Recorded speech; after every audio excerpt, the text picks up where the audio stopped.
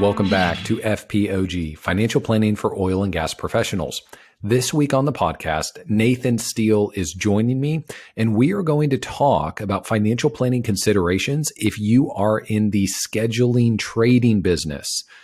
So if you make your living by trading commodities, you have some unique things about your financial plan, and we want to talk about those this week.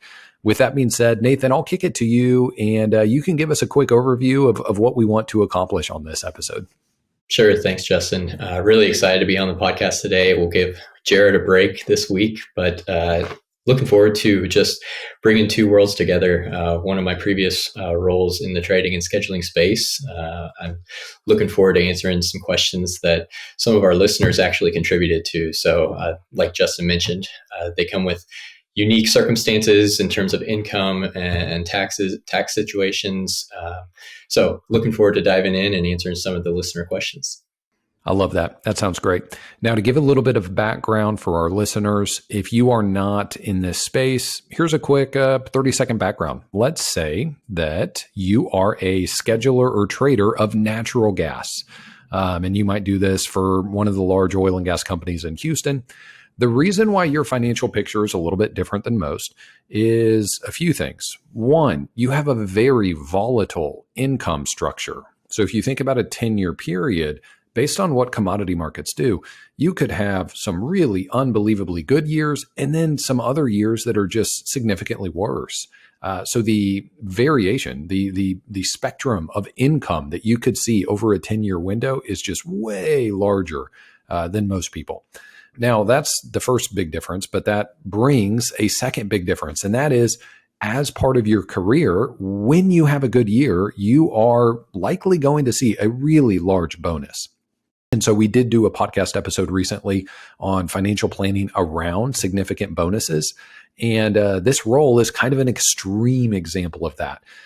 It's possible to have six-figure bonuses, and it's possible to have seven-figure, even mid-seven-figure bonuses. And so, the income volatility is a huge piece, but there's also just very different financial planning considerations. If you have a year where you end up making, not just top 1% income, but you might really, really go into the millions of dollars.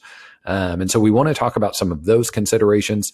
And let's see, with that being said, I think we'll just dive in, Nathan, and we will talk through each of these topics.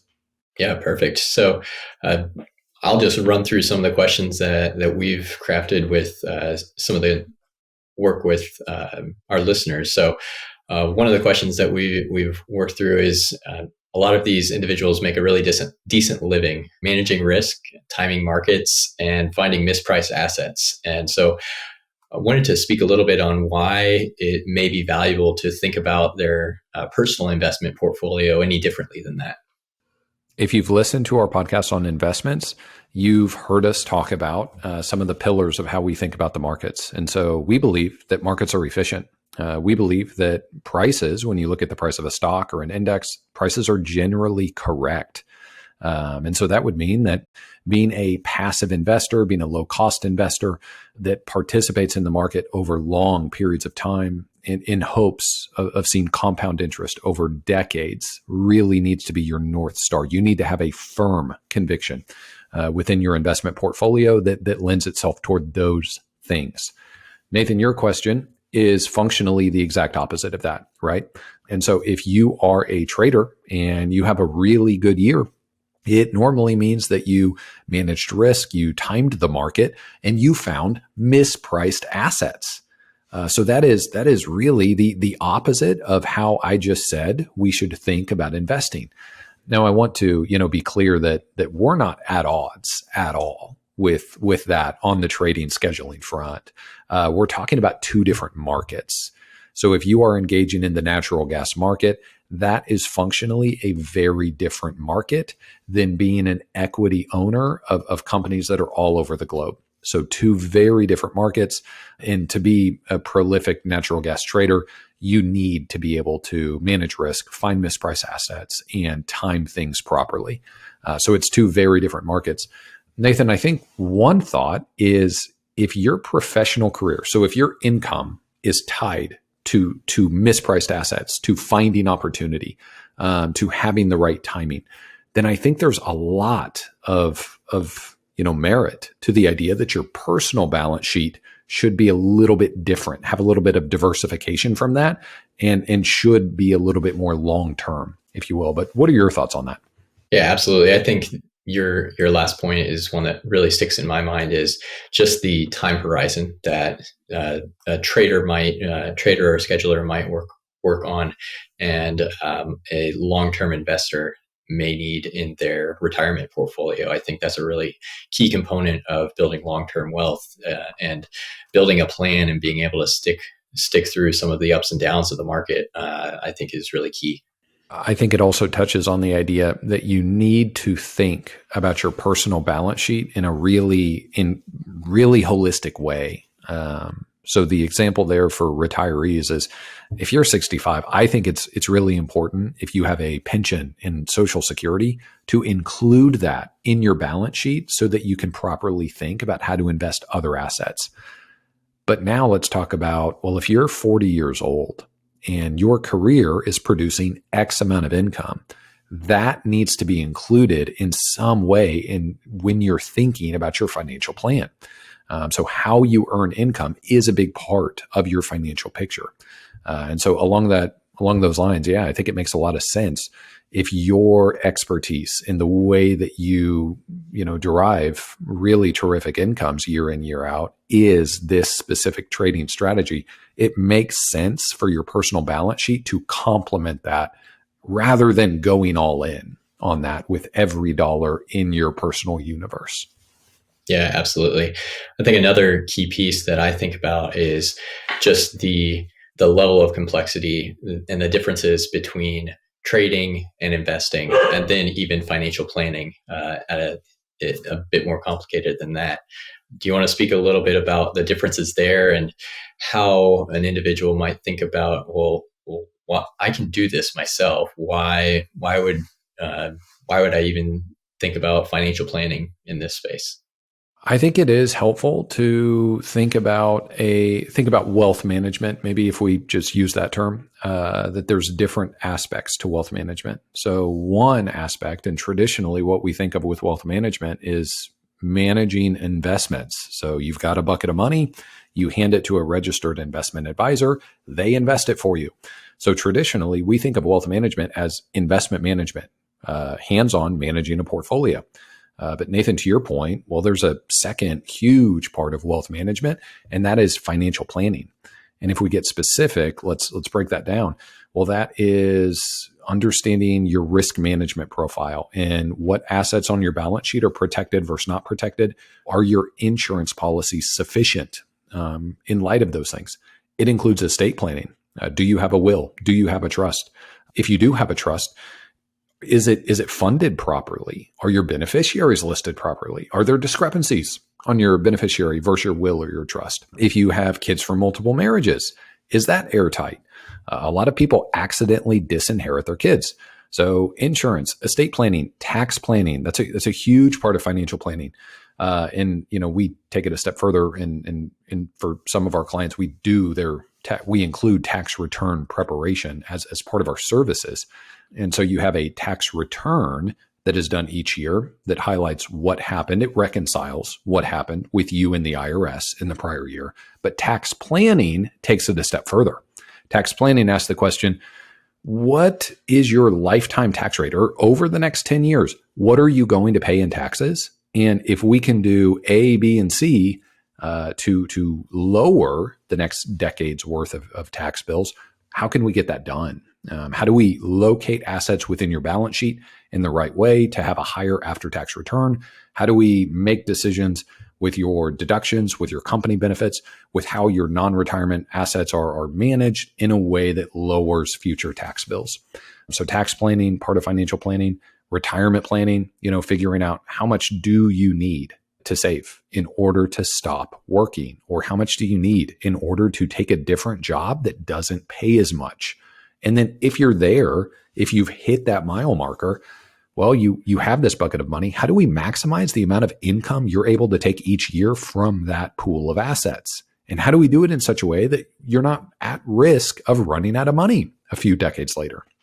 And so back to the original question, a lot of people think of wealth management as investment management, just managing money, managing a portfolio, picking stocks, ETFs, or mutual funds, or whatever it is. But there's a huge second component that is who's doing your tax return. Are there planning items within your next 10 years worth of tax returns that are being handled? Are your insurance policies properly structured in light of your family balance sheet now and in the future? Are you making progress towards your retirement goal? And then all of those weave in and out in your estate plan, and they all touch each other. So you can't necessarily do financial planning in a vacuum. And I also think, back to wealth management, you can't manage assets in a vacuum. Every investment decision that is made has a tax consequence. Every investment decision that's made over time, it has influence on what your insurance policy should look like, whether your assets are protected or not. So all of those things interact with each other. And the right way to think about wealth management is all of these things are working in tune with each other. Nathan, anything you would add to that? I think that's a great point.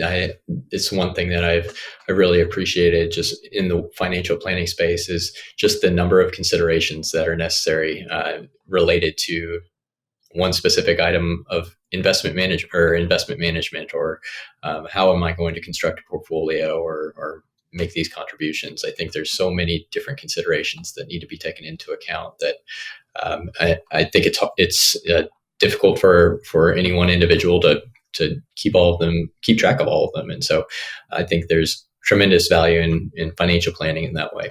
We'll go to the next question.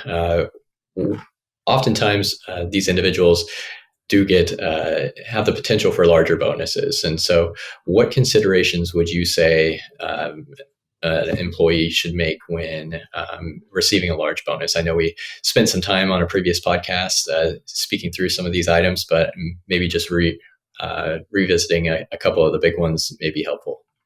I think we can start on that point on, do you need to make an estimated quarterly tax payment?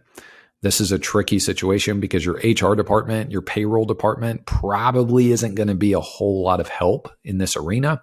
And so I think it's helpful to, and Nathan, we could say what we would want to do for our clients. And gosh, we've just done this. I just had a conversation with one of our clients who leads up a trading group and had a really tremendous bonus. And so that has a huge impact on his estimated quarterly tax situation. And so it's one of the things that we want to help with is we've got to figure out, okay, what is gross income going to come at this year? So what's that number going to arrive? Where's that number going to be? And, in a few situations with traders that we serve, we also have a payout schedule. And so, on the one hand, you could just have a huge bonus in one year, but we see this all the time. It's really normal to have a big payout year one and then a smaller payout in subsequent years. And then those smaller payouts in subsequent years, they may happen when the immediate prior year was a boom year. So there's another huge payout in year one of that payout schedule, or it could happen in a lower year where there's not some huge payout.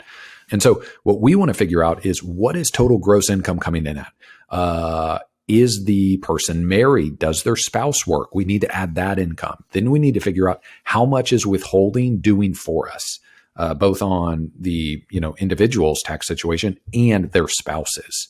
Then we can arrive at, okay, here's the deficit. Here's how much you're going to likely owe. And so this is what the estimated quarterly tax payment needs to be, and this is how you do it. I think the other thing to point out there is, you want to not just, be at the right number for how much are you going to owe in taxes, but you also want to ask the question, how do I at least make sure that I'm in the vicinity so that I avoid tax penalties and interest payments to the IRS? Let's see. I think another consideration would be matching outlier bonuses with your employer benefits. So let's say you're getting a huge bonus. Let's say you're getting a $2 million bonus in 1 year. Well, that's obviously well past the IRS compensation limit for eligible 401k contributions. So you've got to figure out, well, how much should be going into my 401k? Do I need to make contributions during the bonus? How will that affect matching contributions? A huge point on this, and we've got a few articles on this for different companies, but a huge point on this is if your company, if you're in a role where you're going to blow past the IRS limit, that's, Nathan, I think that's 330,000 this year. So in a good year, trader scheduler is going to, go way past that. Well, if that's your situation, does your company have a supplemental non-qualified benefit to capture the missed 401k contributions and missed 401k company match? And so I think the short way of saying all of that is if you've got a big bonus coming, we want to plan with your employer benefits to figure out what should your 401k look like, what should your non-qualified employer plan look like, and make sure that everything's moving in sync together. Anything that we should add to that? No, I think those are great points. I think the podcast episode on bonus contributions and considerations there would be a great resource if anybody wants to learn a little bit more. Yes, I can't remember episode number, but we will link it in the show notes. And the obvious last thing to mention is figuring out how to allocate those funds. So, you're going to have a huge tax payment. You're going to withhold a lot, and you're probably, or maybe will need an estimated payment on top of withholding to pay even more in taxes. So your net number is going to be less than the bonus number, but that's still going to be a big number in good years. And so then you've got an allocation decision on your hands, and we've got to figure out, okay, where does this need to be allocated? How much of it can go toward fun projects in quotations versus how much of it needs to go toward long-term portfolio wealth building and doing some duration matching with the investments and how they're allocated. But I know we're probably going to get into that topic here in some of the next few questions as well. Yeah, absolutely. That's actually a great segue into, as an individual may get a large bonus, there may be a variety of investment opportunities available. I know alternative investments are some conversations we have with clients around real estate, around just things outside your typical stocks and bonds. And so how would you recommend that a client or individual think through alternative investment opportunities? This is it's a question I love. I love talking about alternative investments. It is a little bit tricky. So I'm going to give you my academic answer, and then I'm going to give you my answer for some of the clients we serve that are traders. The academic answer looks like this. If you're building a personal balance sheet long-term, I think you really need to hit about 5 million, maybe 10 million in investments before you get too strange, before you get too, out there with your alternatives. Now, that's really become a textbook answer. So if you're working at if you hire a wealth management firm, they're likely going to give you a similar answer to that. In other words, give you an example. Most people would say you do not need to go into private equity before you've built 5 million in a more public equity, public diversified investment portfolio. And a lot of people would even say 10 million. And part of that depends. So back to the trading answer, part of that depends on what your number is for financial freedom and how much you spend. So, if someone is really living a pretty low cost life and they're able to function on, a pretty reasonable amount, let's say they only need 8 or 10,000 a month for the rest of their life, and that would cover every expense in their life. Well, in that case, you could probably build 3 million in a public diversified portfolio. And then after that, it's not crazy to think about going into alternatives. Now, let's see. I want to give my trader answer, but Nathan, maybe it's helpful for giving a little bit of context for why CFPs are so adamant about hitting a certain number in a regular portfolio first. So the reason why most CFPs are so adamant about, not necessarily doing private credit, private equity, viaticals and private real estate deals and all of that until you reach a certain amount is because most alternative investments have a time schedule attached to them where they're very illiquid. So there's typically a pretty stringent time schedule. And you can't just call up Fidelity or TD Ameritrade and get your money out within 2 days in private equity. A lot of times it needs to sit there for 6, 7 years or longer.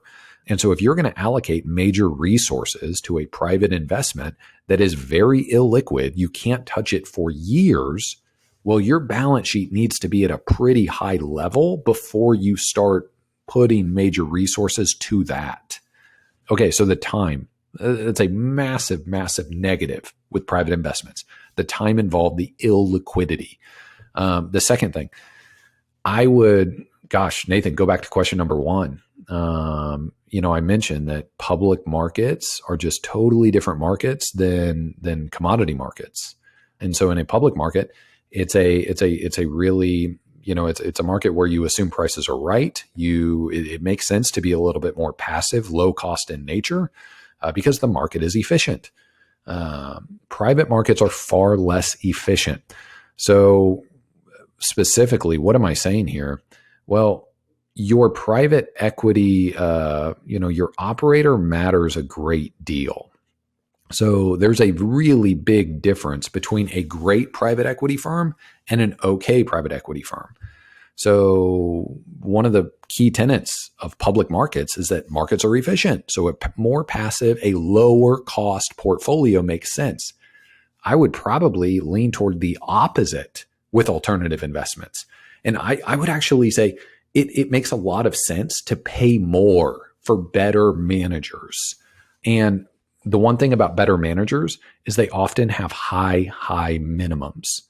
And so, one thing Jared and I have talked a lot about, I think we maybe said this on the podcast before, but if you're going into private equity, there's a really big difference between, giving an investment to Bain Capital versus maybe a PE fund up in Dallas with a bunch of SMU guys that, just teamed up to start a fund. I would stay away from that one. No offense to Dallas, no offense to SMU at all, but I would go with Bain Capital, even if Bain Capital fees are twice as expensive. We're not talking about a nearly as efficient market, so expertise matters. The manager matters a whole lot more. Okay, and those two things are related. So a lot of times better managers are going to have higher minimums. So if you need to put up $500,000 to do this private investment, well, you don't want to do that when your public investments are only at $900,000 or only at $2.3 million. That would be a really outsized allocation back to problem number one in an illiquid manner. If it's locked up for 5 or 6 years and it's 40% of your investable universe, I would stay away from that for the most part. Any thoughts, questions on that before I kind of give a more trader specific answer? No, I'm eager to hear the trader specific answer. Okay, so we've talked a lot about this, Nathan. We probably mentioned this in the preview, but if you're listening to this, Nathan came to us after a career in scheduling and trading natural gas. So this is the world that Nathan came from. And so, we talk about this a lot, but the clients that we serve that are doing this for a living currently, we are floored at their capacity for doing way more in life than normal people do. So already, this is a very demanding job. You work a ton. It's a very demanding job. And when you're good, the payoff is huge. But what blows us away is the traders that we serve, they have a desire to go run. It's like they want 3 different careers all at once. And so it's, we've gotten calls where our clients have gone and bought in a business on top of what they do, or they've, allocated to this different private investment here, and here. And so there is a huge desire for alternative investments, way more than clients that do not come from this world. From my experience, that's been the case. And my thought there is maybe you can start tweaking that slightly. So maybe you don't need to fully get to 5 million before you entertain private investments, but you do need to still understand the illiquidity component and the manager component. And I think this ties into a question we'll talk about. But again, big picture, you do need to move toward having a pretty large, likely bigger than you have now, allocation to public investments. I'm trying to think. What else would you add into there? Yeah, I think it's a great point. The academic answer being a certain fixed number. I know we talk sometimes about just making sure that the public portfolio side of things is a significant core piece of your financial plan. And do you have any more detail on the guidance of, what percentage of your portfolio should be a core equities and fixed income portfolio, or how would you think about that? I think the only other thing I would add is the reason I give a different answer for traders is, let's say that you're at 1.2 million now and you want to allocate a little bit to a private investment. I can be somewhat okay with that if you're planning on being in your role for another 5 or 10 years, or if there's already, we mentioned that sometimes bonuses aren't just have a good year and 100% is paid out the next March. Sometimes bonuses go on multi-year schedules. If we know that you have really substantial bonuses already lined up for the next few years, well, then I think it's okay to make an audible and to allocate to private investments a little bit earlier. And so I think that's the nuance. That's the difference, where traders, I think you could potentially deviate from the textbook answer a whole lot more than most of the public. And then there's also the topic of those just bring up a lot of allocation questions in general. And I think some of our next questions might hit on those more. Yeah, absolutely. Yeah. So maybe our next question we'll take is, this can, like you mentioned, it can be a demanding career, and not necessarily all traders want to do this forever. So how can they think about their financial plan in order to give them more options in the long term? I do think it's really important to have a number nailed down. And so that it's really retirement planning 101 is 2 bullet points. And the first one is, how much do you need in order to make work optional? So how much do you need to save and invest in order to give yourself the option to quit your job at a moment's notice? And so if you know that answer, then the second bullet point is, okay, if you're there, like let's say that you decide that you want to retire really early. Let's say that this is a really demanding job and you want to retire at 48. Well, that's a whole lot younger than normal. So you're going to need more assets than most people. You're going to need a lot more assets than someone retiring at 65. If that's your goal, let's say that you need $6 million, just to pick a really random number, but we're going to pick 6. Well, if you need 6, once you get to 6, the question becomes, how do we allocate that 6 in order to derive the greatest income possible each year while also protecting longevity? And so one of the difficulties with that question, Nathan, is a trader almost needs to, again, they've got to have the ability to kind of bifurcate how they think about investments, because on a day-to-day basis, it's mispriced assets, it's timing, managing risk. But in your personal portfolio, you've got to get way more long-term. And I can tell you right now, it is a little bit more difficult for our clients who are traders than those who are doing other roles within O&G. And what's difficult is it's pretty hard to just get a huge bonus and say, let's put it in the market. Let's put it in a diversified portfolio and stick it there for decades. But here's the thing. You're not financially free until you do it. Period. You're not going to reach financial freedom until you have that number invested. So if it's sitting in cash, well, no, that's not financial freedom. And we can get into income planning. And I know we've got some episodes on income planning, but you just have a drastically higher ability to take more annual income and have a far more secure, far more security related to longevity within that income plan if it's allocated to a diversified portfolio rather than sitting in cash. Maybe we'll take advantage of high yields now. We can buy T-bills at 5.1% right now. That's incredible. And it's ultra low risk to buy T-bills.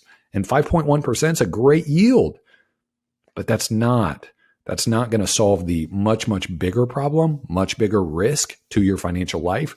That is, what is inflation going to do to things over the next 30, 40 years? And a diversified portfolio is a much better agent to attack that problem. Nathan, what would you add?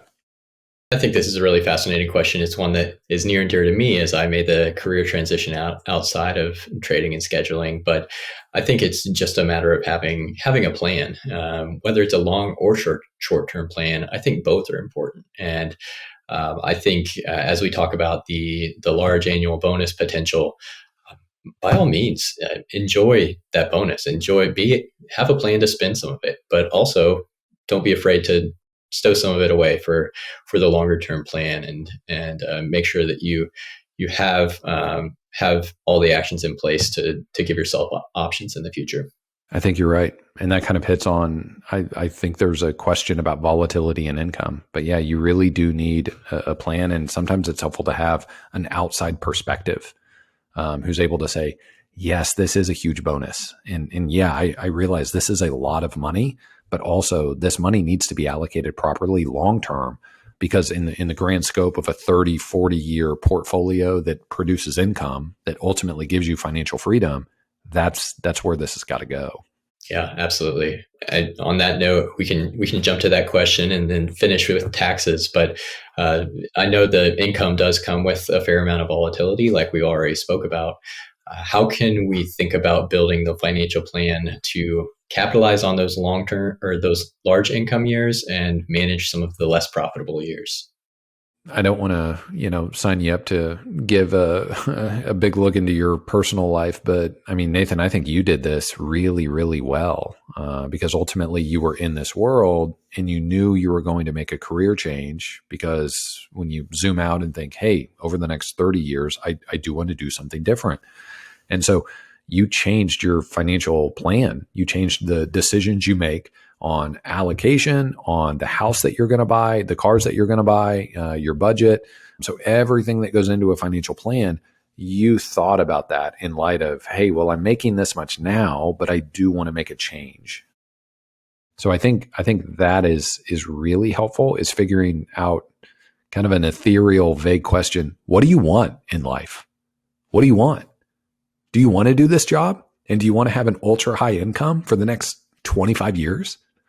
Or do you want something different? And as you know, there's not a right or wrong answer to that question. And we actually have clients in both camps, right? I mean, we serve clients that really think two different things on that in the world of being a trader now and where they want to go long term. So I think that's the first thing, figuring out, what do you want? How much longer do you want to do this? And if you do something different, is it stopping work for good, or is it different work with a different compensation structure? What else would you add? Exactly. I think one of the things that I would say was really important is just not always assuming that the good years are going to be the default years. And like you mentioned, income creep is natural. As you tend to earn more money, your expenses tend to grow with it, and that's okay.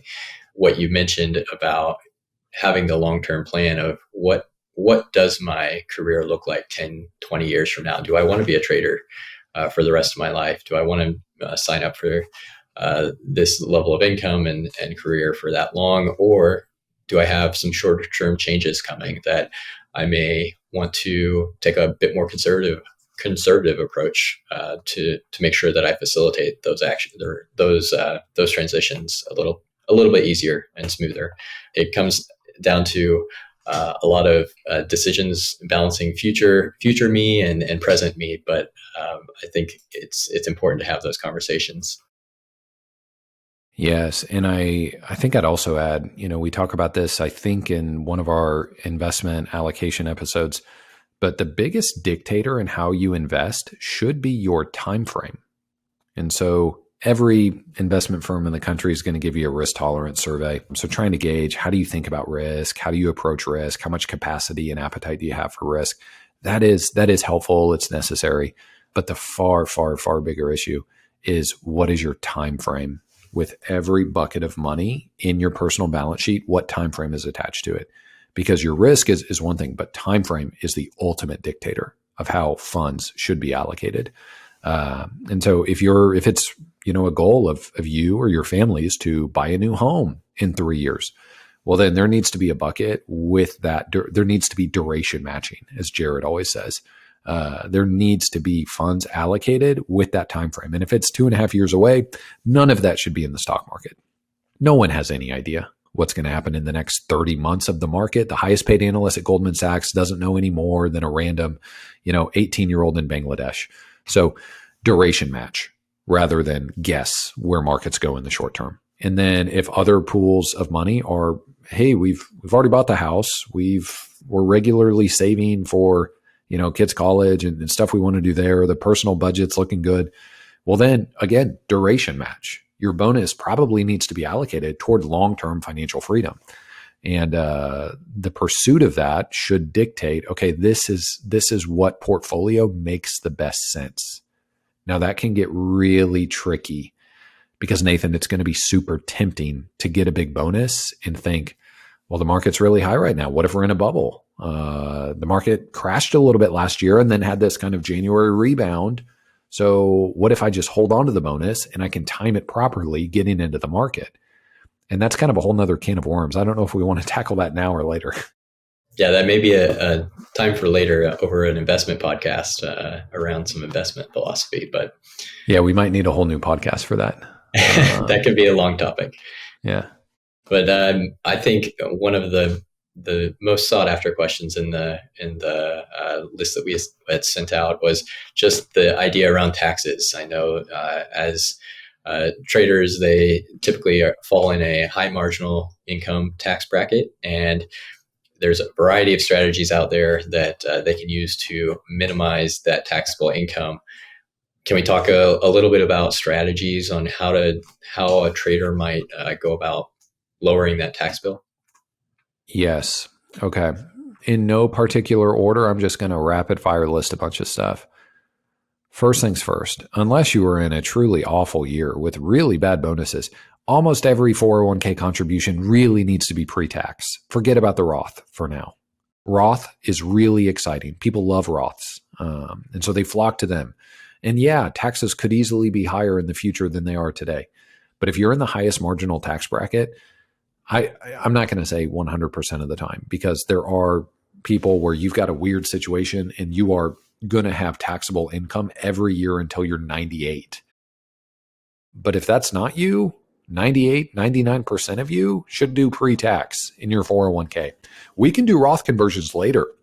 We could build backdoor Roth, right? So there's other ways, there's other parts of the lifetime timeline schedule that we can build Roth. But for now, take the tax deduction. Let's see, Nathan, rapid fire, HSA, that's got to be on there. If you have access to an HSA, that's really the greatest tax advantaged account in the tax code currently. So definitely maximize HSA, and do not spend your HSA, invest it, pay for all your medical expenses out of your checking account, invest your HSA, let it grow tax-free. So you get a tax deduction for putting money in, you invest it grows tax-free. And then try to keep a spreadsheet. We mentioned this on a different episode. Try to keep a spreadsheet of all health expenses. And then you could wake up 15 years later and take out a tax-free distribution that match up with the expenses that you've tracked. Past HSA, we're a little bit limited right now with SALT. That's state and local taxes. You typically get a deduction for any state taxes you pay, any property taxes you pay. Texas has pretty expensive property taxes, but those are capped at $10,000. If that changes, there may be some different things to think through, but right now that's the law, so we're not going to dive into that. The other itemized deduction point is charitable giving. This is a huge point. Charitable giving, if you give to charity at all, you need to be using a donor, if you're a trader, you need to be using a donor advised fund, and you probably need to bunch charitable contributions. So don't make charitable contributions every month if your income is going to be really volatile over a 5-10 year period. Instead, bunch charitable contributions using a donor advised fund in a year that matches a really big bonus. And then, try to say, okay, I'm going to do my charitable giving for, let's say, a 3-4 year window. Do it all in 1 year, maximize your deduction in a year that you have super high income. And then, in other years, there may be difficult environments and you may not have a big bonus. And then you can take the standard deduction in those years.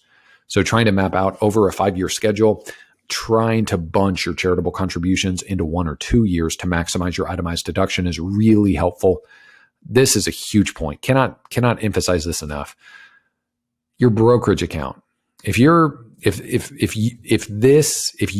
the audience of who this podcast is for, if you're a trader or scheduler and you've got the volatile income that is sometimes really high, you should not have taxable activity in your brokerage account. So the first point is you're going to have a lot more brokerage assets than most because you're getting paid more, and that's going to be a huge part of how you reach financial freedom. It's taking your bonus, which is after-tax money, and putting it in a brokerage account.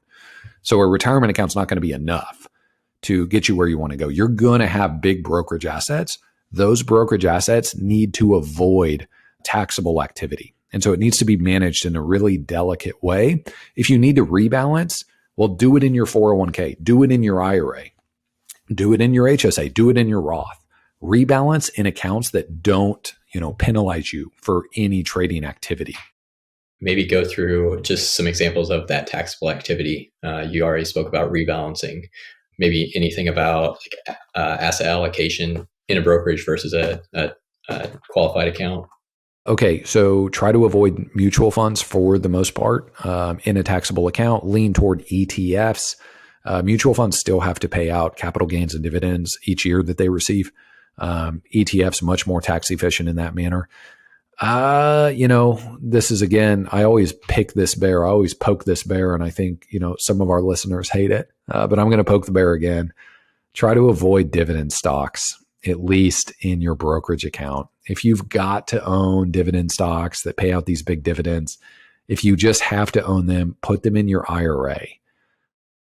And so again, the typical life plan of a trader scheduler, even if you do this long term, at some point, you're not necessarily doing this until you're 75. I don't know if you even know anyone who's made it that far.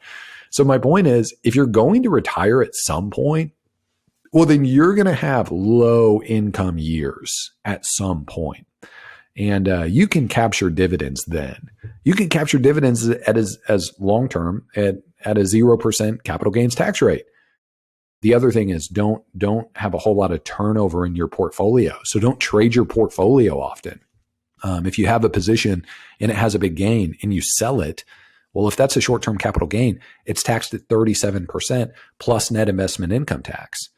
Whereas if you can hold them for long-term gains, all of a sudden it goes down to 20%. But again, take what I just said, and if you're not going to do this for the rest of your life, if you're going to have years at some point where you're in a lower bracket, you might actually get into the 0% bracket. So if you have to trade something short-term, try to do it with an IRA if you can, because there's a tax shelter there. You're not dinged for buying and selling stuff. And so all of the activity in your brokerage account needs to be very delicately managed. And it really should, one, be delicately managed, but two, it needs to be managed in light of your household allocation. So you've got this ideal allocation. Some of that's implemented in a 401k, some of that's implemented in an IRA, some of it in a Roth IRA, some of it in a brokerage account. And it's important to match those things to avoid excessive tax, especially in high income years, knowing that those high income years aren't going to be there forever. Yeah, great points. What would you say, anything to comment on the use of 529s as another vehicle to reduce tax? Most of our audience is in Texas, so you get no tax benefit at all in the state of Texas because we do not have a state income tax. And I am really thinking so many conflicting things about 529s these days. And I still like them. I'm not against them at all. But I think it's worth considering. Is it better used just allocating money in a brokerage account that's managed really tax efficiently? A whole lot easier to access. But there's also, thanks to the new legislation, there's a lot more flexibility on what you do with 529s long term. So long story short, if you're in a state with a state income tax, I think it's worth, picking up the 529 state tax deduction. But here's the other thing I'll mention with that, kind of similar to backdoor Roth. If you're making really great money, but not, top 0.1% money, backdoor Roth is probably a no-brainer. It's worth doing it. Yeah, do it every year for 10, 20 years. That really compounds on itself. But, if you're just having really excellent years and your income is in the mid 7 figures, Well, the return on hassle is just really, really low. And picking up your state tax deduction for 529s is also really low. I-bonds, if that's your situation, the return on hassle there is really low. So it's, I think that would enter the equation as well. Because I also think family gifting is likely on your horizon. And so, Nathan, I'll try to make this point pretty short and would be interested to hear your thoughts too. But if you're working with a really tremendous income and you're likely going to be in that situation for 10, 20 years, you're going to have a lot more assets than most people. And so at some point, you're going to have an estate tax liability as everyone expects the estate tax exemption to come down at some point in the next few years. So the estate tax exemption comes down over time. Your assets continue to compound. That creates an estate tax problem. And so do I really love using up your family gifting allowance, $16,000 a year per person on 529s? Maybe, but not forever. I guess what I'm saying is at some point, you're going to zoom out over the next 10 years. There's going to be higher leverage opportunities in gifting to your children than just 529 contributions. So I think it's important to think about that. Yeah, I think that's great. A great point. As we close up the questions, I really appreciate all the feedback and all the answers. Hopefully the listeners enjoyed it. Absolutely. And Nathan, any other final, like if we summarize, like what should you be doing to help your financial situation if you're a trader scheduler? How would we summarize that? Yeah, I think to me, it's having a long-term perspective is a really big deal. It influences your entire financial plan, not only your investments, and it really gives you yourself a safety net in a role that is fairly volatile in income and throughout the years. And so, I think the long-term perspective is really key. I think just having a plan in general and being able to implement the plan is a really big important point as well. A lot of these individuals are very busy, and I think life goes on. And so in order for these things to take place, the plan has to be in place, and there has to be some continual conversations and opportunities to revisit the plan to make sure everything's on track. Anything else you would add? I think that's a really good point. Long-term plan. I think I would add some of the logistical things with estimated quarterly tax payments, matching it with withholding, and then thinking through employer benefits along those lines as well. That's certainly something that's important to us. And yeah, I mean, Nathan, I think that's a huge reason why we include tax returns as part of some of our services, depending on what level you're at, just because, yeah, that's a really big deal. There needs to be a lot of communication between your tax return and your financial plan on an ongoing basis. And then, yeah, with that long-term plan, there should be, once your income gets to a certain level, and then once assets get to a certain level, there is usually just really, really huge benefits of good tax planning. And, once you reach those levels, good tax planning can be six-figure savings over a few years window. And I mean, it can be seven-figure savings over 1 or 2 decades. And so it's really critical to not miss on those things. And to your point, it's a really busy profession. If you're a trader or scheduler, you've got a lot going on. And a great long-term financial plan has about 50, 60 different moving parts. Some of them are simple. Nathan, I don't think most of what we do is rocket science or anything, but there's a whole lot of moving parts. And so you just want to make sure that you have your pulse on making great decisions in those 50, 60 areas consistently over a long, long period of time. Yep, absolutely. Awesome. Well, I think that about wraps it up. Great chatting with you, Nathan, and we will see you next time.